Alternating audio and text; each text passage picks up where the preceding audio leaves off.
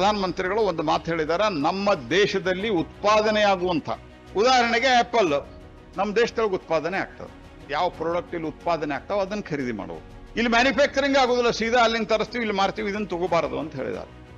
So ಇದು ಆತ್ಮನಿರ್ಭರ ಭಾರತ, ಇದು ಸ್ವದೇಶಿ ಅಂತಂದ್ರೆ ಇದು ನಾವು ಗರ್ವ ಸೆ ಕಹೋ ಹಮ್ ಸ್ವದೇಶಿ ಹೇ ಅನ್ನುವಂಥ ಒಂದು ಆಂದೋಲನವನ್ನು ನಾವು ಮಾಡಬೇಕು. ಮತ್ತು ನಮ್ಮ ಪ್ರತಿಯೊಬ್ಬ ವ್ಯಾಪಾರಸ್ಥರಲ್ಲಿ ನಾವು ವಿನಂತಿ ಮಾಡ್ತೇನೆ, ನಿಮ್ಮ ಅಂಗಡಿ ಮೇಲಿಂದ, ನಿಮ್ಮ ಅಂಗಡಿ ಒಳಗೂ ಸಹಿತ ಸ್ವದೇಶದಲ್ಲಿ ಉತ್ಪಾದನೆ ಮಾಡಿದಂತಹ ಸಂಗತಿಗಳನ್ನ ನೀವು ಮಾರಾಟ ಮಾಡುವಂತ ಪ್ರಯತ್ನ ಮಾಡಿ.